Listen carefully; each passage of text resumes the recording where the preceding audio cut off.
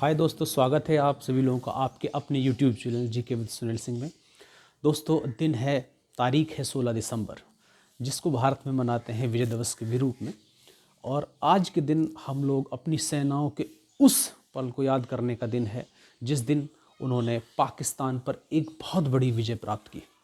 दोस्तों, हुआ यूँ कि जब भारत आज़ाद हुआ तो भारत के ही साथ साथ पाकिस्तान भी आज़ाद हुआ। वरन ये कह सकते हैं कि एक दिन पूर्व 14 अगस्त 1947 को पाकिस्तान को आज़ादी मिली।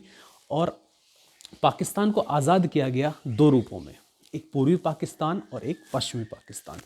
दोस्तों, जैसे जैसे समय आगे बढ़ा तो 1971 आते पाकिस्तान में चुनाव हुए और उन चुनावों में आवामी लीग ने बढ़त हासिल की। आवामी लीग के जो मुखिया थे वो पूर्वी पाकिस्तान के मुजीबुर रहमान थे।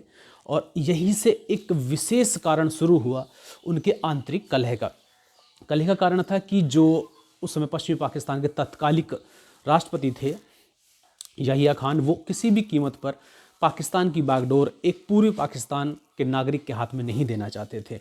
और उन्होंने ये निर्णय लिया कि वो पहले मुजीबुर रहमान को समझाएंगे, अदरवाइज़ नहीं समझे तो वहाँ पर एक सैन्य कार्रवाई की जाएगी। और इसी के चलते याहिया खान ने एक सैन्य कार्रवाई का आदेश दे दिया पूर्वी पाकिस्तान में। वहाँ पर जब पाकिस्तान की सेना ने बहुत ही ज़्यादा अत्याचार किए वहाँ पर महिलाओं पर, बच्चों पर, तो वो लोग एक शरणार्थी के रूप में भारत में प्रवेश करने लगे। दोस्तों, जैसे ही ये संकट भारत की तरफ बढ़ा तो भारत की राजनीतिक शक्ति ने भी इसका सामना बहुत जोतोड़ तरीके से किया। और उन्होंने निर्णय लिया कि हम किसी भी हद तक जाएंगे लेकिन इस समस्या को सुलझाएंगे। और हमारे यहाँ के सभी उस समय के, चाहे वो सेनाएं हों, चाहे वो राजनीतिक संगठन हों, सभी ने एक शौर्यता और वीरता का परिचय दिया। बताते हैं कि जब ये युद्ध का आरंभ हुआ 3 दिसंबर 1971 को और 16 दिसंबर तक ये युद्ध चला। महज 13 दिन की इस लड़ाई में भारत की तीनों सेनाओं ने इतना उच्च कोटि का पराक्रम दिखाया, चाहे वो भारत की थल सेना हो, चाहे भारत की वायुसेना हो, चाहे भारत की नेवी हो, ये कह सकते हैं कि जल सेना हो। जल सेना के बारे में तो एक वाकया याद आता है कि जो भारत ने एक डिफेंसिव नौकाएं खरीदी थी रसिया से, केवल 3, हमने उनके सहारे कराची बंदरगाह पर हमला किया और कराची बंदरगाह को बिल्कुल तबाह करके रख दिया। वरन जो रसिया उस समय सोवियत संघ होता था, सोवियत संघ के जो नेवी ऑफिसर्स थे वो इस घटना को देख रहे थे सैटेलाइट से। और जब उनको ये पता चला कि जो नौकाएं हमने केवल अपने डिफेंस के लिए दी थी भारत को, भारत ने उन्हीं की मदद से इतना बड़ा हमला किया है कि हमको भी आश्चर्य है। तो इसके बारे में बताते हैं कि वो बाद में भारत के उन अधिकारियों से आकर मिले भी कि जिन्होंने उस ऑपरेशन को अंजाम दिया था। ठीक है दोस्तों, मेरा तो यही उद्देश्य था कि जब हमारी सेनाओं ने इतने कम इक्विपमेंट के साथ लड़ाइयाँ लड़ी और देश को इतनी अच्छी विजय दिलाई, तो उस पर चुना हम सभी लोग इसको बहुत अच्छे तरीके से याद करें और अपनी सेनाओं पर हमेशा गर्व करें।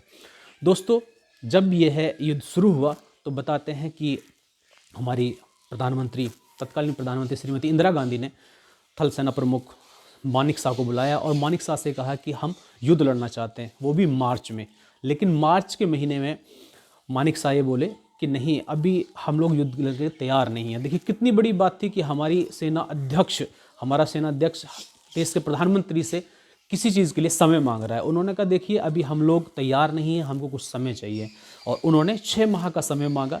और उसके लिए ऐसा ही नहीं है कि उन्होंने ऐसे ही कहा, उसके लिए एक तार्किक बातें भी कही। उन्होंने कहा कि यदि हम युद्ध गर्मियों में शुरू करते हैं, मार्च में शुरू करते हैं, तो जैसे जैसे गर्मियां आएंगी और मानसून तक यदि युद्ध खिंचा तो हमारी सेना को बहुत दिक्कत आएगी पूर्वी कमान में लड़ने में।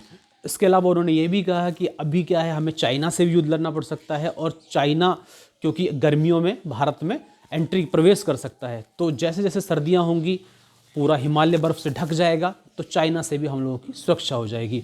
और तीसरा कारण उन्होंने ये कहा कि हमारी सेना अभी डिफेंसिव आर्मी है, हम उसको अटैकिंग आर्मी बनाएंगे, थोड़ा लड़ना भी और तरीके से जो हमारे इक्विपमेंट है उनको तैयार करेंगे ताकि हम अच्छी लड़ाई लड़ सकें, वरन लड़ाई नहीं जंग जीत सकें।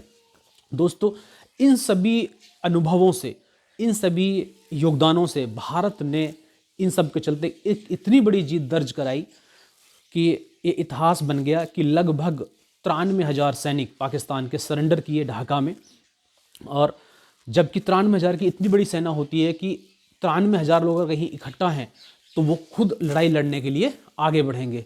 लेकिन हमारे जाबाज सैनिकों ने, हमारे जाबाज कमांडरों ने इस परिस्थिति को इतना क्रिटिकल बना दिया कि वो मजबूर हो गए। जैसे एक छोटा सा वाकया मैं बताता हूँ कि जब हमारी सेना के कुछ अधिकारी उस समय पर जनरल नियाज़ी को समझाने में लगे हुए थे कि आपके देश ने सरेंडर कर दिया है, आप आत्मसमरण पत्र पर हस्ताक्षर करिए, तो जो पूर्वी कमान के प्रमुख हुआ करते थे जनरल नियाज़ी पाकिस्तान के, तो वो उस पत्र पर साइन नहीं कर रहे थे ढाका के अंदर।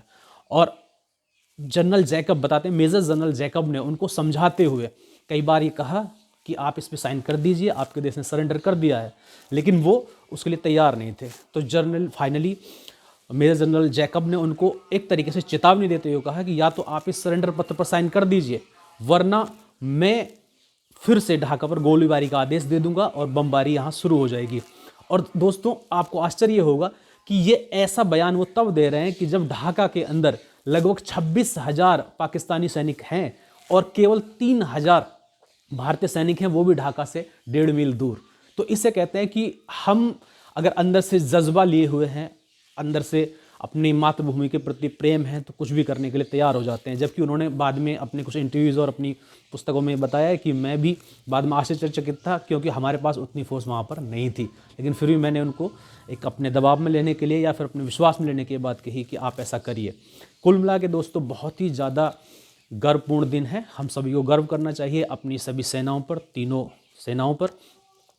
यदि आप इस तरीके की स्टोरीज़ को देखना चाहते हैं या फिर उनके अलग अलग जो उस समय के महानायक हैं, जैसे उस समय के मेन महानायक थे, आप चाहे जनरल मानिक शाह की बात कर लें, चाहे रॉ की बात कर लें, चाहे अपनी बाकी सेनाओं की बात कर लें, तो आप हमें कमेंट और अपने सुझाव दे सकते हैं।